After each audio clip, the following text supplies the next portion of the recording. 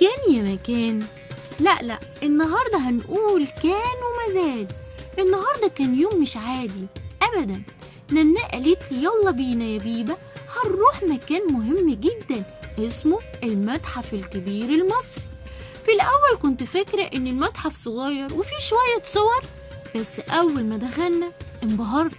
المكان ضخم قوي والسقف عالي كأنه السما. أول حاجة شفتها كان تمثال عملاق واقف في نص القاعة. سألت نانا هو ده مين؟ قالت لي ده الملك رمسيس الثاني من أقوى ملوك مصر القديمة. بصيت له وأنا حاسة إني قد إيه إبرة جنبه من كتر ما هو كبير جدا.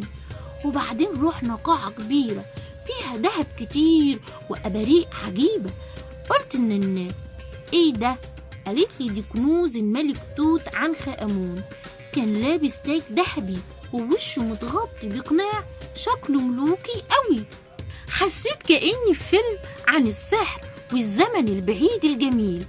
شفت كمان عربيات قديمة كانوا بيمشوا بيها زمان، وأدوات كانوا الفراعنة بيكتبوا بيها على الحيطان.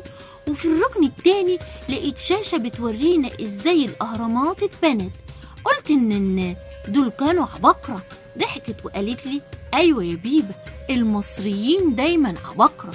وأنا خارجة من المتحف قلت في سري أنا فخورة إني مصرية، لأن كل الحاجات الجميلة دي في بلدي.